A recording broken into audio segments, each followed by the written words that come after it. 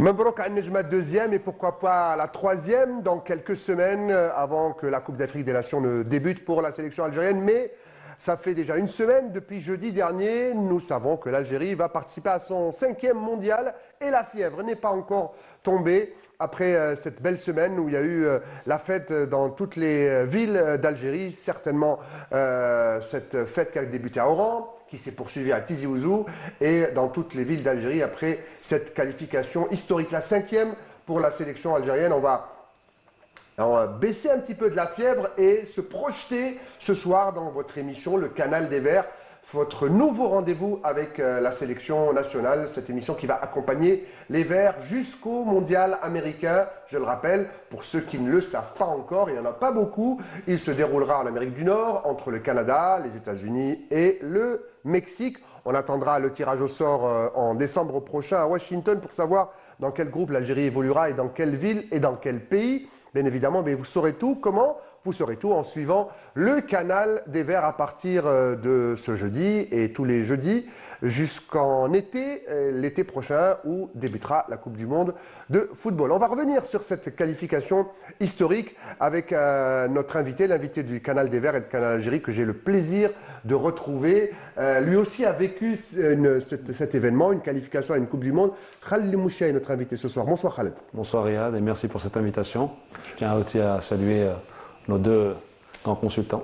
Alors, notre consultant, c'est Mourad Aït-Tahar, avec qui on a vécu la qualification il y a une semaine à ce même endroit. Bonsoir Aït-Tahar, merci d'être là.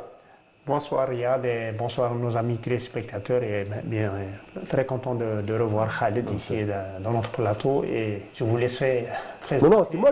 Vous allez faire votre apprentissage du consultanat télé. Plaisir, et votre voisin, est-ce que vous le connaissez? Est-ce que vous pouvez le présenter? Le plaisir de recevoir M. Haouchi Mohamed. Disons, il n'aime pas. On va dire doyen. Le doyen des journalistes. Bonsoir Mohamed. Ouais, vraiment un plaisir, Riyad. Merci de cette invitation. Et puis plaisir de retrouver Khaled Lemouchia, qui a été l'un des plus beaux fleurons de football algérien, il faut le dire. Mourad Aït-Tahar aussi. Et puis, que dire? Les ferveurs et les senteurs du mondial sont là, une fois de plus, pour la 5e fois dans l'existence du football algérien. Alors profitons-en au maximum. On va en profiter encore ce soir. Aujourd'hui, profitez, vous êtes invité, mais après, vous allez travailler parce que vous êtes consultant également dans cette émission. Aujourd'hui, vous êtes invité, vous allez parler en termes d'émotion et de vécu. Ensuite, on va analyser tout au long. Et d'ailleurs, vous deux, vous allez travailler ensemble dès ce week-end. On va pouvoir vous suivre pour quel match? MCO? JS Saoura, belle affiche. À suivre sur Canal Algérie. On en parlera. Samedi 18h.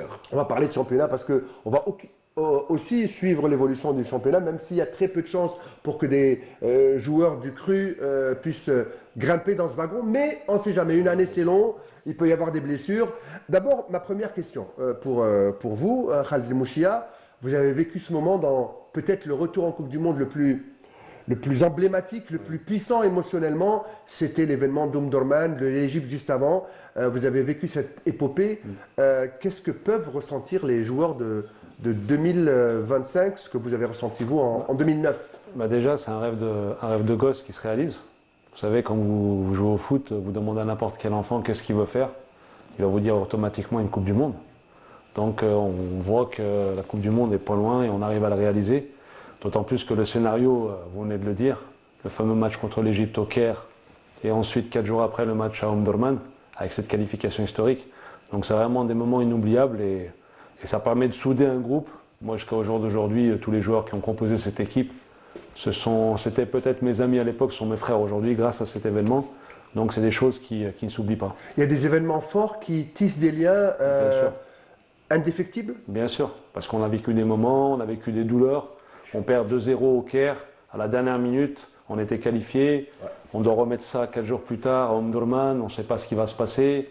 À l'époque, notre ancien président, Allah Yarhamou, fait un geste en envoyant des avions et en remplissant le stade de Omdurman. On voit nos supporters arriver et d'un coup, ça nous redonne de la pêche, ça nous redonne du courage, du peps. Et puis, vous allez nous raconter ces événements que vous avez vécus, parce que c'est bien, la télé, c'est l'actualité, mais la télé, c'est aussi la mémoire. Et c'est important aussi pour les jeunes qui qui ont maintenant quoi, 18 ans, peut-être qu'ils s'en rappellent pas à cette époque-là.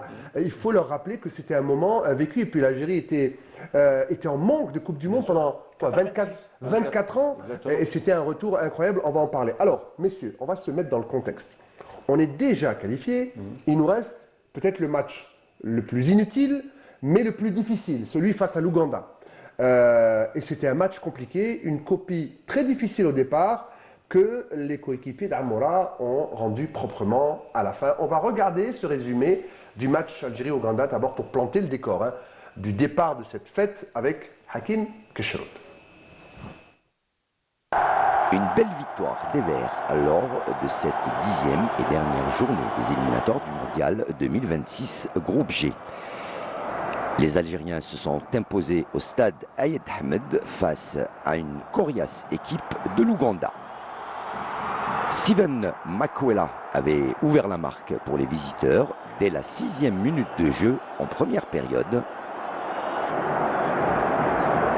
Il aura fallu attendre par la suite la seconde mi-temps et la toute fin de match pour voir les Algériens revenir au score. Tout d'abord sur penalty transformé à la 80e minute de jeu par le virevoltant Mohamed Amin Amora. Et puis 90e minute de jeu, toujours le petit lutin Mohamed Amin Amora va inscrire son doublé, le 10e durant ces éliminatoires, toujours sur penalty. Fin de match sur le score de 2-1.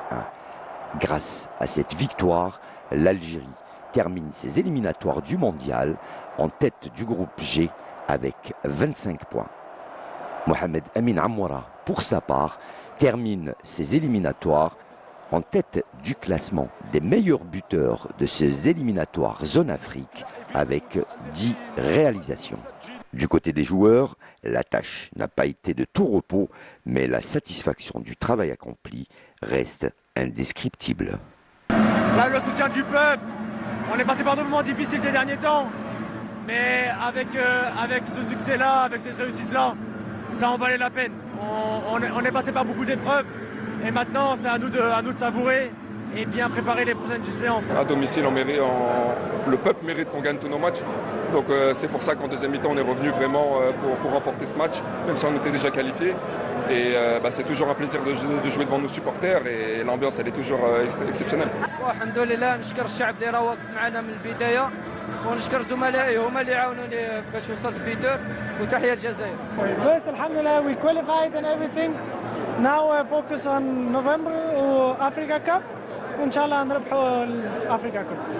ان شاء الله. Après 12 ans d'attente, l'Algérie est enfin en Coupe du Monde. Reste maintenant à préparer le prochain grand rendez-vous continental, à savoir la Coupe d'Afrique des Nations, qui débutera le mois de décembre prochain.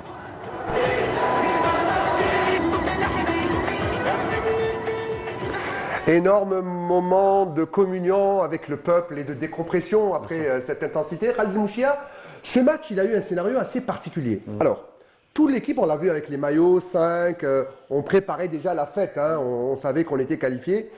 Et cette équipe de l'Ouganda, et cette bonne guerre, c'est ça toute la beauté de ce sport, du football. Nous, on est venus pour faire la fête, l'Ouganda est venu pour essayer de rêver à une éventuelle Coupe du Monde. Et c'est tout à fait légitime pour nos frères ougandais qui sont venus. D'ailleurs, ils ne nous ont pas facilité la tâche, il y avait un jeu assez viril, voire même un peu viril, on va parler de Gouiri tout à l'heure. Et il marque. Il marque face à un gardien dont le père est rentré dans la légende du football. C'est le fils de son père, c'est le fils de Zinedine Zidane, qui s'appelle d'ailleurs Zinedine Zidane. Luka Zinedine Zidane, qui fait son premier match et encaisse un but. Et là, les joueurs ont eu cette capacité de réaction en se disant il ne faut pas qu'on perde ce match devant ce magnifique public qui est venu se battre. L'arbitre était, on va dire, moyen tout le long de la rencontre. Et puis finalement, il y a eu ces 2 pénaltys. C'est un scénario Hitchcockien, moi, je trouve. Bien sûr, comme tous les scénarios du football, c'est pour ça qu'on aime ce sport aussi. Après, par rapport au match en lui-même, quand vous vous qualifiez quelques jours avant, en termes d'émotion, il y a un relâchement automatiquement chez les joueurs. Donc on l'a vu en première mi-temps, ils ne font pas leur meilleure première mi-temps, on prend un but assez rapidement. Je pense que c'est ça qui explique notre première mi-temps un peu poussif. C'est que les gens, comme vous dites, les joueurs, pardon, comme vous dites, étaient déjà qualifiés, étaient déjà dans l'après-match, c'est-à-dire dans la fête et la communion avec le public.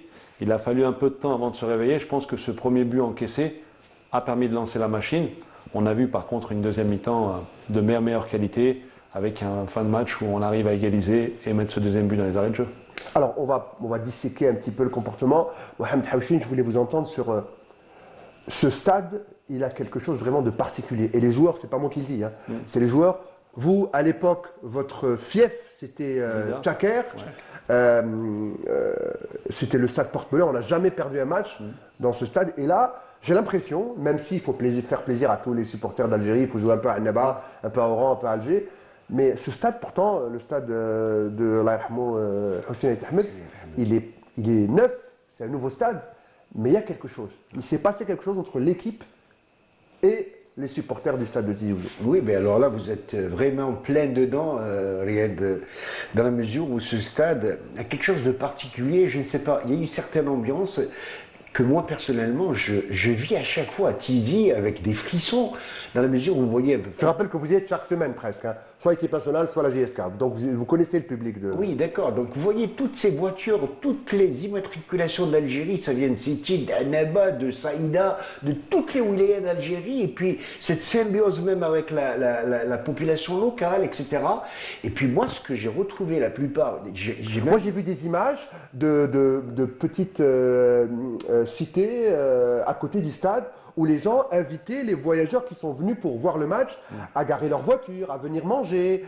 Et ensuite, ils les ont guidés pour la sortie. C'est-à-dire que Tizi Ouzou a accueilli les Algériens des quatre coins du pays pendant le match. De toute façon, c'est connu, l'hospitalité à Tizi Ouzou, un peu partout en Kabylie, c'est connu. Donc on se fait un honneur, un plaisir, un devoir d'accueillir le frère qui vient de partout. Donc sur ce plan-là, il faut rappeler peut-être qu'il y a quelques années, après l'indépendance, on a commencé, le football algérien s'est installé dans un petit stade qui s'appelait à l'époque le stade municipal, devenu stade La Nasser, devenu stade du 20 août actuellement. Après, on a eu le bonheur du grand stade du 5 juillet. C'était le temple du football algérien. Les journalistes ont toujours eu plaisir à l'écrire, de toute façon. Puis après, Tchaker, le petit stade de Blidom, disons un stade de moyenne capacité, mais c'était un beau stade qui a fait le bonheur. Et puis un peu de superstition. Les joueurs ont pris du plaisir, du goût à jouer dans ce stade. Puis est venu un autre stade chasser les autres stades, ainsi va la vie dans le football. Le stade Hussein Ait Ahmed, stadium de Tizi Ouzou, d'abord de par son architecture, de par ses couleurs. Il faut le voir le soir changeant de couleur. Les lumières. C'est tellement beau. Et bon, vous avez ces gens-là. Moi, j'ai rencontré des familles, une famille dernièrement venue de Larouat. Vous imaginez, le père, la mère, les enfants et le grand-père. Incroyable. Ils m'ont dit, on n'est pas venu uniquement pour le match. On est venu pour vivre cette ambiance exceptionnelle dans ce stade devenu d'un seul coup magique. Et effectivement, il y a des gens qui viennent, ils ont la fierté d'être des Algériens, de communier, même de se comparer à ce qui se passe un peu dans les pays étrangers. Et c'est ce qui fait le charme. Alors vous avez là-bas des Oranais, des Constantinois, des Annaba, des Annabés, des Médéens, des gars de Saïda, qui se côtoient, qui ont l'impression qu'ils se connaissent depuis la nuit des temps. On s'échange même des cadeaux, des boissons, etc. Et on vit pleinement le match. Tout cela grâce à un phénomène qui s'appelle le football, sport roi par excellence. Voilà, Morad, c'est vraiment un phénomène social. Le football, il a ça de magique. C'est un phénomène sportif, social, économique, et il peut engendrer de la tristesse. On s'en souvient avec la non-qualification face au Cameroun. Et puis là, une joie indescriptible, surtout dans ce stade de Tizi Ouzou, que vous connaissez bien, vous aussi. Bon, la joie, elle est totale. Il y a eu d'abord une qualification à Oran, donc il y avait déjà la fête à Oran en première mi-temps, disons, et la fête à Tizi Ouzou, c'était beaucoup plus une fête. Et je pense que pour revenir au match, les joueurs voulaient gagner ce match. Même le staff et toute la fédération voulait gagner ce match. Déjà, c'est pour l'éthique sportive par rapport aux autres équipes qui étaient en course pour les barrages. Et parmi ces équipes, il y a l'Ouganda. Donc il fallait jouer, disons, honnêtement, correctement le match. Eh bien, bon, ça c'est mal, disons, en première mi-temps, on a encaissé le but. Mais il y a une chose que je voulais préciser, c'est que notre équipe nationale, avec Petkovic, souvent, un match sur deux, elle est menée en première mi-temps. Souvent, soit on est mené, soit on ne marque pas, on marque les dernières minutes. Et souvent, à Tizi Ouzou, je pense, le premier match, on était mené déjà, 1-0. Bon, après, bien sûr, les joueurs ont réagi, ils voulaient gagner ce match. Et bon, on a gagné ce match par deux pénaltys bien tirés par Amoura pour avoir ses 10 buts. Qui bat Mohamed Salah. Et je pense à travers ces 2 buts, je pense que quand je vois Amoura, comment il tire ses pénaltys, je pense maintenant c'est numéro 1 pour tirer les pénaltys parce qu'il les tire très bien et sans froid. Il les tire bien et il varie droite-gauche. Alors il a mis. On avait peur. A mis voler le ballon pour éviter le gardien. Petit filet côté droit, ensuite côté gauche. Il les tire très bien. On avait peur, on s'est dit peut-être il va tirer pour, disons, marquer disons, son 9e et 10e but. Mais en fin de compte, il les tire très bien. Moi, je pense que c'est le numéro 1 maintenant. Alors, juste après la victoire, on va parler technique juste après. Hein, mais là, on va rester dans les festivités. Il y a eu une magnifique fête. On parlait de lumière. C'est la première fois en Algérie hein, que je vois un stade qui, en un clin d'œil, comme ça, bascule du football spectacle au spectacle son et lumière. C'est magnifique dans ce stade. Je crois que c'est des jeunes start-upers hein, qui réalisent, ça. Des jeunes de Tizi Ouzou. Vous savez, les jeunes vous leur mettez les moyens, le génie il est là. On a créé, mais alors c'était vraiment extra. D'ailleurs, ils l'ont fait lors du match d'avant, Algérie-Botswana, c'était le jour du Maulid Nabawi. Et à la mi-temps, ils ont fait un jeu de lumière, mais alors c'était vraiment fantastique. Magnifique. Alors, on va regarder ces images-là et cette fête, je vous l'ai dit, qui s'est poursuivie hein, le soir même et le lendemain, puisqu'ils étaient reçus par le président de la République. On va voir les images dans quelques instants. Mais regardez, la fête, même les joueurs. Les joueurs, ils ont dit aux spectateurs, restez assis, on va changer, on revient. C'est du théâtre, c'est magnifique. Ils étaient, regardez, la communion, là, c'est le capitaine Mahrez avec Ben Sebaini. Les joueurs qui ont vécu beaucoup de choses hein, dans leur carrière, mais qui là, sont émus. Regardez, c'est vraiment, hein, c'est magnifique comme image. Derrière, il y a certains, peut-être c'est parmi les derniers matchs en équipe nationale, ils ne veulent pas rater ça. Donc, c'est important. En fait, ils ne vont pas revoir l'équipe avant longtemps parce que la Coupe d'Afrique, ils ne les verront pas en Algérie. Le mois de novembre, les dates FIFA, on va en parler dans quelques instants, ce ne sera pas ici. On sera en Arabie Saoudite, on va en parler tout à l'heure. On jouera l'Arabie Saoudite et une nation africaine à définir. Nous avons contacté la fédération il y a quelques instants. Ils nous ont donné un petit programme. On va en parler tout à l'heure. On va savourer ces images. La soirée était belle à Tizi Ouzou, le stade archi-comble. Enfin, certains ont dit la capitale de l'Algérie ce soir-là, c'était Tizi Ouzou, puisque les supporters ont convergé de partout. Et puis, la fête s'est poursuivie. D'abord, oui, allez-y, Mohamed. Quand vous avez bien fait, vous me tendez la perche quand vous dites que la fête s'est poursuivie. Alors, dites-vous bien que j'ai assisté à un spectacle. Il y a eu donc, après le match, presque 1 heure de spectacle au stade. Vous savez que tous les spectateurs, au lieu de rentrer chez eux, dans leur région respective, ils sont allés au centre-ville de Tizi, ils ont poursuivi la fête jusqu'à... Vous nous racontez des choses qui s'étaient hors caméra. 2 heures du matin. Incroyable. Il y avait encore des jeunes de toutes les régions d'Algérie.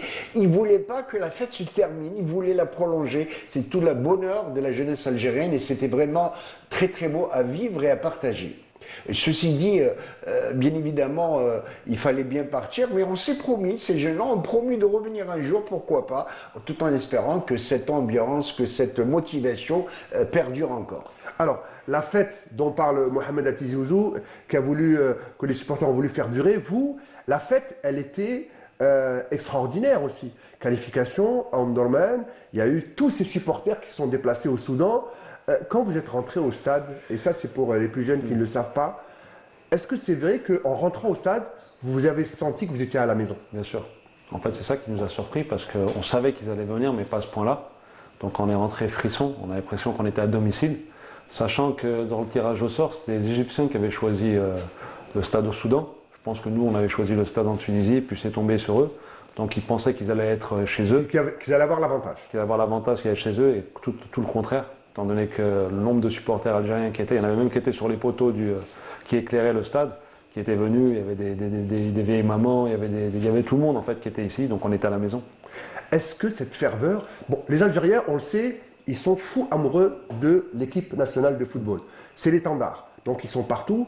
Là, vous étiez traumatisés au Caire, Du Caire, vous allez directement au Soudan, c'est bien ça? Il n'y a pas d'escale. Non. Et vous arrivez au stade, vous n'êtes pas sûr de ce qui va se passer. Bien sûr. Et puis subitement, parce que j'ai discuté avec vos coéquipiers, avec Karim, Matmour, avec Antar Yahya, c'est le même sentiment pour tous les joueurs. Enfin, on est chez nous, même si c'était au Soudan. Et puis au retour, après la qualification, au retour à Alger, marée humaine. Exactement. Mais en fait, vous avez tout décrit. C'est-à-dire que nous, on arrive, on sort d'un match où, comme je vous ai dit, on perd 2-0. Le scénario fait qu'on est déçu, triste. Il y a un sentiment d'injustice parce qu'on se fait agresser 2-3 jours avant. On n'arrive pas à se qualifier en Égypte. Donc on arrive au Soudan, c'est eux qui ont l'avantage, ils pensent avoir l'avantage. Il y a tout ça qui est dans nos têtes, il y a tout ça qui fait qu'on essaie de se remobiliser. Mais on n'est pas encore à 100%. Puis on arrive au stade, on voit la ferveur, on voit le nombre de personnes qu'il y a. Et tout d'un coup, voilà, on se transforme. On est à la maison, on est chez nous, on ne peut pas perdre ici. Un sentiment exceptionnel que de se qualifier à la Coupe du Monde. Et le lendemain, les joueurs, pas encore redescendus de leur nuage, vous y étiez, Mohamed Haouchine, le premier supporter des Verts, le président de la République, M. Abdelmajid Tebboune, les reçoit. Et pas seulement eux, mais également les médaillés au championnat du monde de para-athlétisme, c'est comme ça on dit, et l'équipe nationale de basket championne arabe, sans oublier le vice-champion du monde, presque champion du monde, parce que c'est vraiment, comme on dit dans le jargon, au cassé. Ouais. Il arrive au finish, il aurait pu finir champion du monde, notre champion Sedjati, et donc il le reçoit pour les honorer. Et on regarde donc ce sujet signé Raouf Hamouche. C'est une cérémonie chargée d'émotion et de fierté nationale durant laquelle le président de la République Abdelmajid Tebboune a honoré les athlètes qui ont fait vibrer l'Algérie et hissé haut le drapeau national. La cérémonie s'est ouverte par un vibrant hommage aux athlètes paralympiques, auteurs d'un parcours exceptionnel lors des championnats du monde de New Delhi avec 9 médailles, dont 3 en or, un exploit qui force le respect et suscite l'admiration. Autre moment fort, la distinction du champion Djamel Sedjati, médaillé d'argent au championnat du monde d'athlétisme de Tokyo dans l'épreuve du 800 mètres. Le basketball a également été mis à l'honneur. L'équipe nationale, récemment championne arabe au Bahreïn, a reçu les félicitations du président de la République. Un titre historique 20 ans après le dernier sacre, porté par une génération talentueuse et ambitieuse. Enfin, la cérémonie s'est conclue par un hommage vibrant à l'équipe nationale de football, fraîchement qualifiée pour la Coupe du Monde 2026. Le président de la République a en outre félicité le sélectionneur national Vladimir Petkovic, tout en réitérant sa confiance en cette équipe qui incarne l'unité et la détermination du peuple algérien. Le président de la République a échangé avec les athlètes et pris part à la photo souvenir entouré des champions qui ont fait la joie de l'Algérie. Alors certains ont vécu ce moment, d'autres c'est la première fois qu'ils le vivent avec le président de la République. Mohamed Chine, vous y étiez, comme ça, une cérémonie de très haut niveau, solennelle, pleine d'émotions. Mais écoutez, Ariel Belkhadim, j'arrive pas à trouver les mots vraiment pour qualifier. Vous êtes obligé de les trouver, vous êtes sur le plateau, vous allez les trouver. Écoutez, cette ambiance extraordinaire, dans la mesure où c'est la première fois qu'on organise un show à la fin d'un match. On a vécu la qualification de 1982. Je me rappelle, j'étais à Constantine, à l'époque j'étais au journal, au défunt journal Le Hadef à l'époque, à ne pas confondre avec le Hadef de Constantine. Stade Hamlaoui, il fait carton avant. Contre le Nigeria actuellement. Il y avait de l'ambiance, il y avait de l'ambiance dans les rues de l'antique Sirta le soir. Puis ensuite, il y a eu celle de 86 pour le Mexique. Donc c'est toujours la ferveur, mais au stade, entre supporters. Puis il y a eu celle de 2014 du Brésil, celle de 2010 d'abord pour l'Afrique du Sud et 2014 pour le Brésil. Mais cette fois-ci, c'était tellement bien fignolé par les responsables locaux, les autorités locales. J'ai été mis au parfum dans la mesure où j'étais un peu associé, si vous voulez, puisque la veille, on avait fait une conférence débat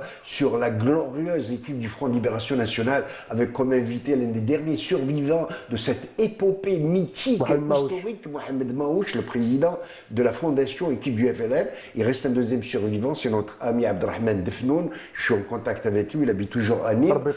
En tout cas, le soir, c'était fabuleux. fabuleux. Et hier, j'ai eu l'honneur, je pense que nous avons été quelques journalistes à être invités donc à cette réception au Palais du Peuple, avec la réception qui a été offerte par Monsieur le Président de la République.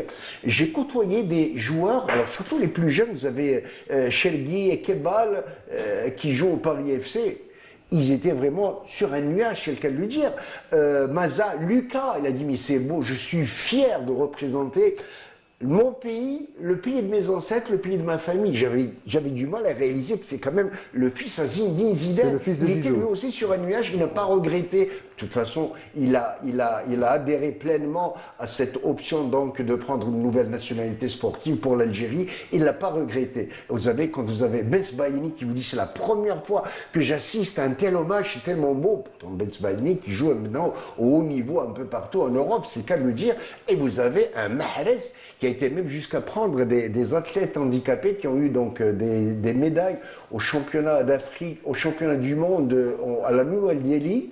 Le Sedjati, vice-champion du monde aussi à Tokyo, ça. Et puis 2 judokas aussi, c'était au Kazakhstan. Alors justement, vous parlez de ces réactions.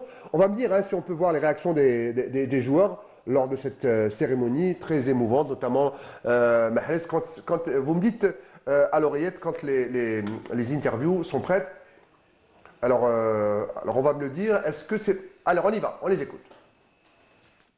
Il nous a honorés, il nous a vraiment encouragés.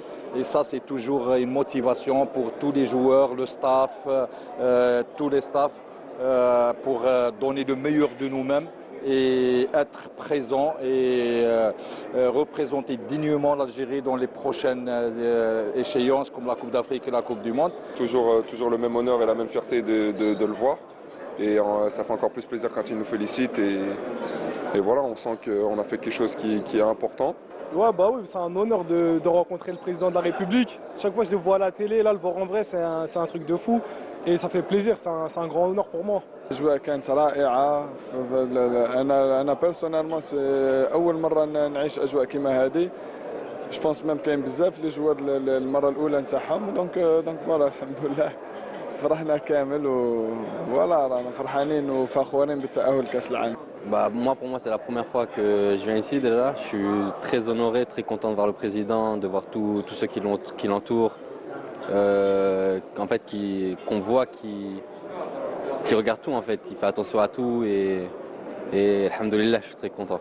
C'est une grande fierté, c'est un honneur que le président il nous reçoit ici aujourd'hui. Voilà, c'est parce qu'on a été récompensé avec le travail qu'on a fait sur le terrain et alhamdoulilah, je suis heureux et fier d'être ici. Pour moi, c'est un rêve pour tout joueur de pouvoir jouer pour l'Algérie et défendre l'Algérie. C'est magnifique et comme j'ai dit, c'est une fierté et je suis vraiment très content d'être là. C'est un exemple, Wallah, c'est un exemple pour nous de réussite. On est tous contents de tous les voir ici, de se mélanger avec eux, de passer du temps. On est tous des Algériens, et on est tous fiers d'être Algériens, donc ça fait plaisir de partager ces moments. Il ne perd pas l'occasion de lui mettre un coup de pression. Hein. Coupe d'Afrique pour le champion Mahrez qui est intervieweur d'un jour. Tout à l'heure, Mourad, Khalid Mouchied disait il y a comme ça des événements qui soudent un groupe, qui créent le groupe.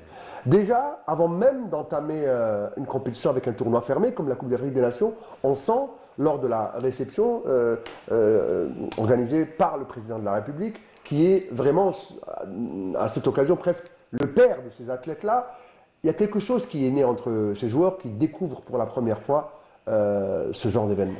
Ils découvrent et c'est tout ça qui va encore les motiver pour d'autres échéances et surtout pour la Coupe d'Afrique.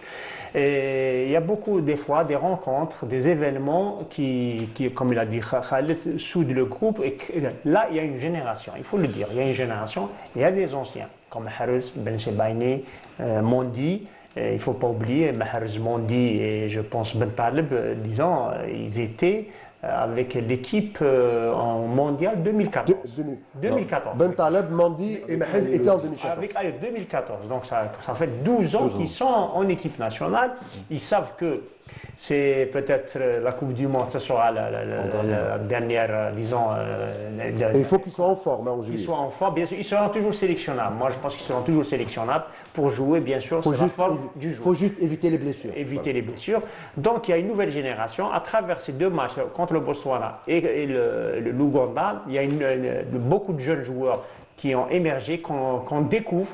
Nous, on découvre. On va en parler. Parlez-nous des joueurs qui vous ont marqué. Ensuite, on va voir avec Khaled. On les connaît dans le championnat où ils jouent comme Bouannani en Allemagne, Hadj Moussa en Hollande, c'est ça, et Maza en Allemagne aussi.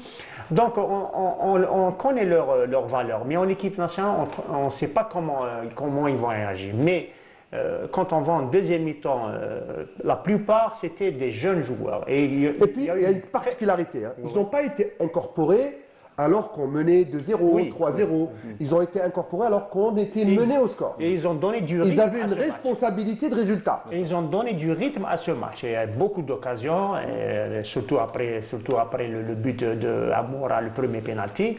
Donc on découvre, comme Chergui, qu'on connaît au Paris FC, comme axial. Il est axial. Mais on le voit presque comme il est droit avec disons, des gestes techniques. Très bonne technique. Donc, disons, pour la Coupe d'Afrique et le Mondial, il y aura de la concurrence.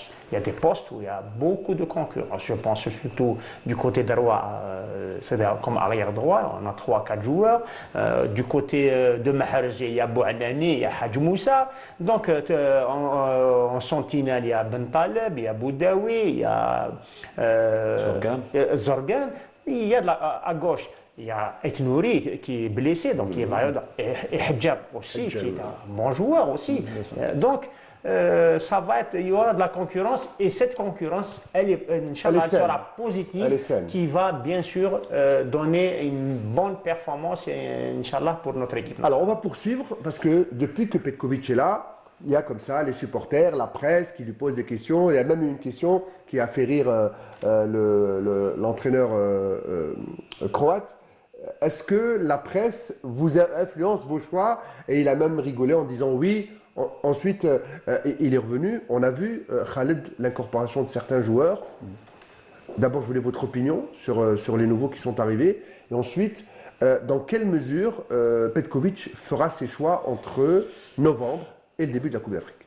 Déjà, sur la qualité des joueurs, ils ne sont plus à présenter. J'ai un Maza qui joue à Leverkusen, un Hadj Moussa qui est à Feyenoord de Rotterdam et qui est un des éléments les plus importants de son effectif. C'est vrai qu'ils sont jeunes. Aujourd'hui, la jeunesse dans le football, c'est Mbappé qui disait parlez-moi pas d'âge, parlez-moi de performance. C'est des joueurs qui sont super performants. Donc après, comment les incorporer en équipe nationale, tout va dépendre des principes de jeu de Petkovic. Et ce qu'a souligné, ce qui est important, c'est qu'aujourd'hui, il y aura de la concurrence. Il y a aussi une passation qui arrive en douceur. Il y a des joueurs qui vont peut-être faire leur dernière Coupe du Monde, dernière Coupe d'Afrique, dernière Coupe du Monde. Et il y a déjà la relève qui est ici, donc il est en train d'essayer de les incorporer, pas trop vite, pour pas qu'ils se brûlent les ailes trop rapidement, mais aussi pour pouvoir prendre et aussi gagner en expérience par rapport aux joueurs qui ont un vécu. Comme vient de le dire, il y en a que ça fait 12 ans qu'ils sont en équipe nationale, donc ils doivent transmettre toute leur expérience. Et aujourd'hui, franchement, moi, je n'ai pas de soucis à avoir pour l'avenir. On a d'excellents joueurs, et d'excellents joueurs, et en plus, ils sont jeunes. Donc, Khaled, comme les phases finales et les éliminatoires, c'est pas du tout la même. Exactement. Bien gérer. Mais moi, je peux vous laisser entre vous, allez-y. Le choix des joueurs, la polyvalence, les doublures. Exactement. Disons, il y a beaucoup de facteurs pour jouer les phases finales. Les éliminatoires, c'est un match ou 2 matchs, et tu as le temps de changer. Mais les phases finales, elles ont une préparation particulière. Alors, je veux vos avis à tous les deux, comme ça, notre réalisateur Félix Bassagi va vous mettre en fenêtre tous les deux.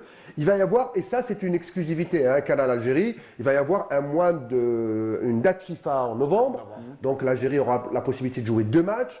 On sait, la fédération algérienne a été invitée par la fédération saoudienne pour jouer un match en Arabie Saoudite face à la sélection d'Arabie Saoudite mondialiste. Et il y aura également un deuxième match sur place en Arabie Saoudite avec une nation africaine pour préparer, c'est normal, la Coupe d'Afrique des Nations qui viendra un mois après. Alors, et c'est ça l'info Canal Algérie, ça va se jouer entre 3 nations, si je ne me trompe pas, le Cap-Vert, la Zambie et le Bénin. Le Bénin, voilà. 3 nations pour se jauger avant la Coupe d'Afrique des Nations. Alors, je pense que Petkovic va faire un turnover, faire jouer à peu près tout le monde sur les 2 matchs. Qu'est-ce que vous pensez de ces 2 matchs, messieurs? Ils viennent un point nommé, et puis ils viennent rapidement, parce que la Coupe d'Afrique, on enchaîne. Donc je pense que le sélectionneur va se servir de ces 2 matchs, pour préparer sa Coupe d'Afrique, et même à moyen terme, déjà se projeter aussi sur la Coupe du Monde, par rapport à son effectif. Parce que comme vous voulez dire, il y a beaucoup de concurrence. Donc il va commencer à avoir peut-être une liste élargie de 40-50 joueurs. Et il va commencer avec ces 2 matchs à évaluer d'autres. Et il a dit déjà à Oran, à partir de maintenant, les places sont chères. N'est-ce pas, Mourad? C'est exactement ça. Donc il va se servir de ces 2 matchs pour peut-être soit confirmer ou soit peut-être éliminer certains joueurs qui ne rentreront pas dans ses plans. Parce que comme vous venez de le dire, Coupe d'Afrique mois de janvier, l'été prochain, la Coupe du Monde, ça va très très vite. Mourad? Maintenant, l'objectif, c'est la Coupe d'Afrique. Bon, c'est vrai que la Coupe du Monde, n'a pas une bonne participation, c'est toujours un objectif, mais c'est dans 9 mois. Moi, je pense que c'est beaucoup plus axé sur la phase finale de la Coupe d'Afrique 2025.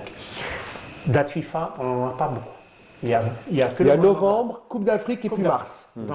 Donc, date FIFA, ces 2 matchs contre l'Arabie Saoudite et un autre club, une autre équipe nationale africaine, ça va être une préparation pour cette Coupe d'Afrique. Donc, je pense qu'il va convoquer des joueurs, disons, sélectionnables ou qui vont être parmi Bon, il y aura toujours une liste élargie, mais ce sera les joueurs qui vont participer à cette Coupe. Déjà, il a une idée. Et ces 2 matchs, il va confier parce qu'il y a suivant le système, le plan de jeu et tout, il va préparer cette Coupe d'Afrique en Arabie Saoudite. Alors vous pensez quoi des sparring partners? L'Arabie Saoudite, c'est une convention signée entre les 2 fédérations. Et ensuite, il y a ce choix, un bon choix, notamment le Cap-Vert, si on réussit avec le Cap-Vert, qui sont passés devant le Cameroun. Et ils sont mondiaux. En tout cas, c'est une sélection mondialiste. Exactement. Déjà, l'Arabie Saoudite, ils ont un entraîneur qui connaît très bien le championnat algérien. Hervé Renard, qui est passé par le Qui a été votre coach, je crois, à une époque. Mon coach aussi à l'USMA, qui a été aussi mon coach adversaire quand il était sélectionneur de la Zambie, qui nous a donné beaucoup de problèmes à Blida. Il faut dire qu'il a quitté l'USMA pour aller en Zambie.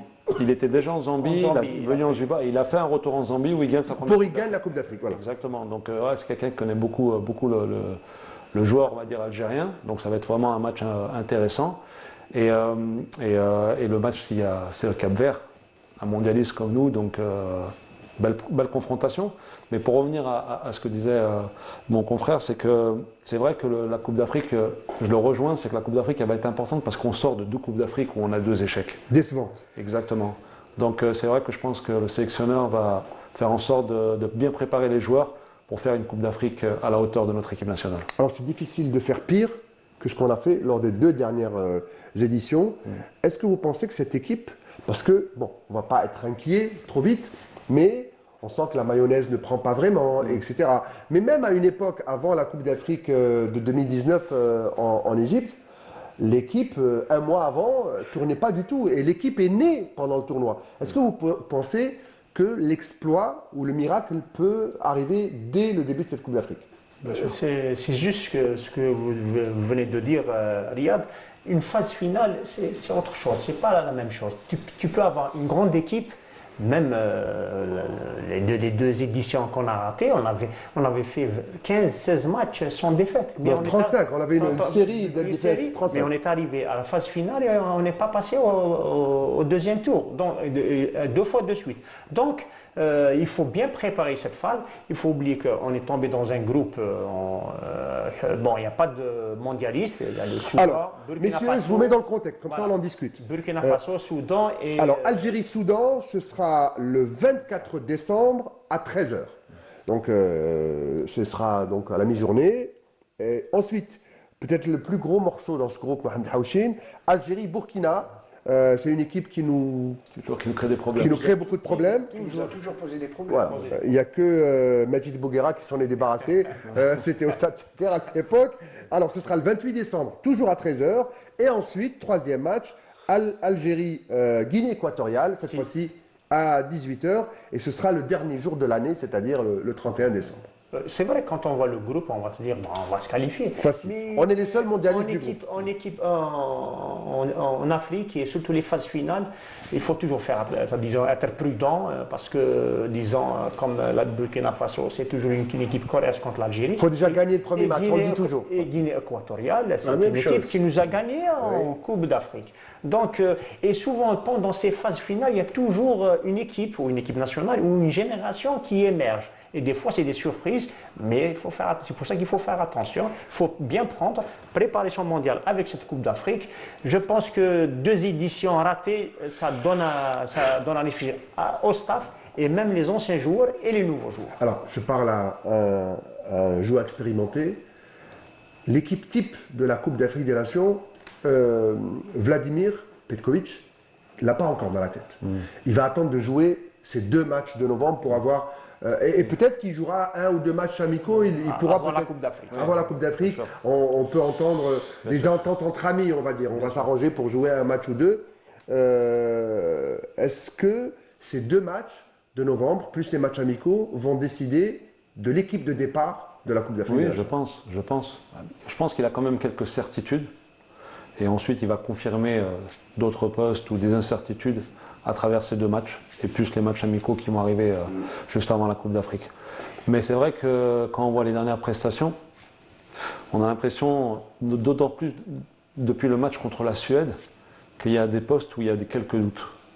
Et je pense qu'il a encore quelques questionnements, et ces matchs-là, peut-être, vont être bons pour enlever ces doutes. Je rejoins ce qu'a dit Khaled. Je pense que le match contre la Suède, quand on était mené à 3-0, il y avait longtemps de certains joueurs, comme Bentaleb, il faut le souligner. Il a très très bien joué en deuxième mi-temps. Et je pense que Bentaleb, il est dans les plans de Petkovic.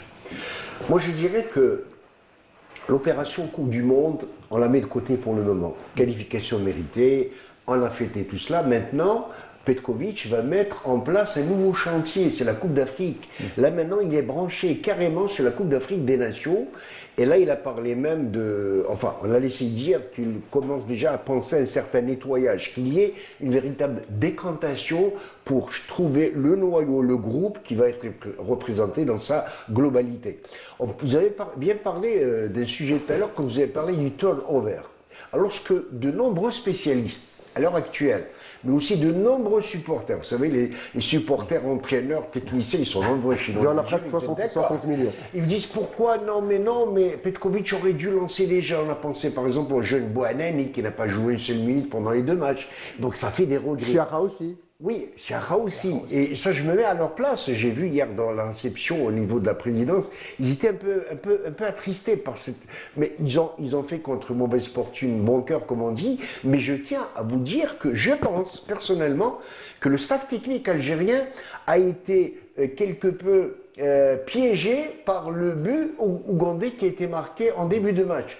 Je pense qu'il a complètement faussé les calculs du staff technique algérien dans la mesure où surtout les changements prévus au départ. On s'est creusé l'écart en première mi-temps, alors là on avait toute la latitude, j'allais dire, de lancer la faire une revue d'effectifs. La classe biberon comme on l'appelle, mais enfin c'est des jeunes qui ont un avenir prometteur. Donc voilà ce qui fait que mener à 0, on a couru après le résultat, donc il fallait à tout prix renverser la vapeur. On l'a fait, moi personnellement, je vais peut-être vous étonner, il restait 10 minutes à jouer, je vous assure que j'étais optimiste, j'étais persuadé qu'on allait pas égaliser simplement, mais renverser la situation. J'ai des parents qui étaient à mes côtés, ils sont là pour témoigner, mais disons que ces jeunes ont été admirables, en tout cas de fierté, d'audace et de cran pour renverser la situation au moment où on pensait que c'était cuit, etc.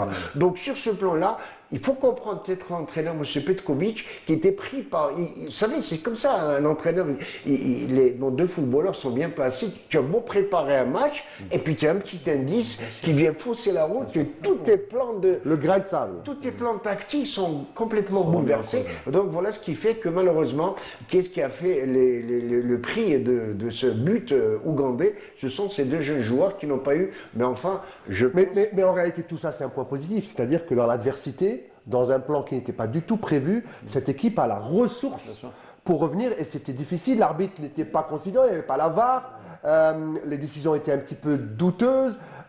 Et mentalement, ils sont restés dans le match et ils ont gagné. Oui, mais j'ai pas compris personnellement, pardon, j'ai pas compris l'arbitre Morisset, qui était un bon arbitre, qui est complètement passé à côté de la plaque en première mi-temps, de pénalty vraiment logique, mais vraiment. Et je me demande, je regrette que la FIFA n'impose pas la VAR dans de ces conditions. Fort heureusement, il se reprit, il a fini par siffler 2 pénaltys, tout à fait logique en deuxième mi-temps, mais je pense que s'il avait accordé ces 2 pénaltys en première mi-temps, le match aurait changé. N'aurait pas été faussé. Pourquoi faussé? Parce qu'il y a eu, on va en parler, de Gouiri. On s'est un petit peu renseigné. Bon, il est parti à Marseille. Je pense qu'il a fait un scanner.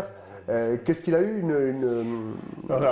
Déboîtement. Pas vraiment le dossier, mais c'est ce qu'on appelle déboîtement. C'est une luxation gléno-humérale. C'est les luxations de l'épaule.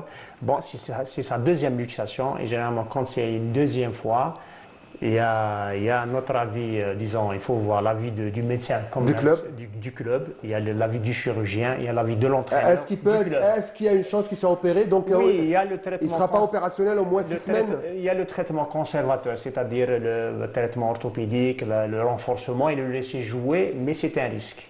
L'opérer aussi, il y a une absence. Donc, si c'était cette deuxième luxation, il l'a faite en fin de saison, je suis sûr que c'est l'intervention, parce qu'il n'y a rien. Mais comme il y a le club, il a le club de Marseille, il a des matchs, il y a une phase finale, donc c'est une décision à prendre par le médecin, par le chirurgien, par le club et par l'entraîneur de Marseille. En tout cas, on vous donnera des nouvelles très certainement de Amine Gouiri. Et puis et là, coup de chapeau, son histoire est magnifique. D'abord, il est parti du même club, votre club de cœur et de région, c'est l'Entente. Il a explosé. Ce joueur, il vient de Gigel, il jouait à la Sûreté Nationale. Il est venu jusqu'à Sétif. C'est pas moi qui le dis, c'est son oncle. Il a pris un taxi. Il est exactement de Taher, qui est une localité qui a donné beaucoup de sportifs et surtout des crossmen. Il arrive à Sétif, je crois qu'il n'avait pas beaucoup d'argent de poche, il n'avait pas de chaussures, pas de crampons. Et puis là, on prend soin de lui, parce qu'on sait prendre soin de ses enfants à Sétif, surtout les joueurs, c'est une pépinière à Sétif. Mais lui, il a été accueilli de Tahir, et puis on a senti ce phénomène, parce que c'était un phénomène. C'est un phénomène, bien sûr. Il a marqué les esprits à Sétif pendant quoi? Une saison? Une saison, il avait commencé une saison légèrement un peu avant, où il était un peu incorporé, puis il a fait une saison pleine. Il vient chez Bouguera, il joue le Libéria, je crois c'était à Oran. Oui, 5. Et puis il joue même pas le Chan, il part direct, il part à l'étranger, et puis regardez là où il est maintenant. Mais Khaled, je pense que le destin d'un footballeur, c'est fou. Les 2 pépites sétifiennes à l'époque, c'était Amoura et Kendoussi. Exactement. Vous voyez un peu Kendoussi Mskin, il a été blessé, il a opté pour le championnat égyptien, et Amoura, il est parti en Europe, il a eu plus de réussite, plus de chance, plus de veine, et voilà que Amoura explose au moment où Kendoussi a perdu sa place en équipe nationale, c'est dommage. Moi je veux tous les deux votre avis. Et au championnat d'Allemagne. Championnat d'Allemagne où il ne va pas rester à Wolfsburg longtemps. Le plus difficile, le plus physique, et tu as Moura, bon, c'est vrai que c'est un buteur, il a de la vitesse, et les Allemands aiment bien ce genre de joueur. Moi personnellement, un joueur qui réussit en championnat d'Allemagne, il va réussir dans tous les championnats. Non, mais c'est vraiment un joueur moderne. Et son histoire, pour moi, c'est un match du football, comme vous venez de dire. Il vient dans des conditions difficiles à Sétif. Personne ne le connaissait, presque d'un milieu modeste, et puis il est là où il est. C'est un joueur vertical, c'est un joueur avec des qualités intrinsèques extraordinaires.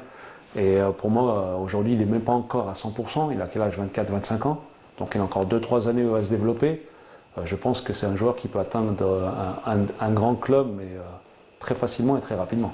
Alors, je ne vais pas vous demander de conclure, parce que j'espère qu'on va vous revoir. Vous avez des projets en ce moment. Est-ce que vous allez remplir avec nous, pourquoi pas, pour parler de cette Coupe d'Afrique des Nations? Je suis là à votre disposition, Ria, tu sais. S'il y a besoin de moi, je serai là avec vous. Merci beaucoup, en tout cas, à tous les téléspectateurs de Canal Algérie auront de la chance de vous avoir. Messieurs, pourquoi pas, Mohamed Haouchine également.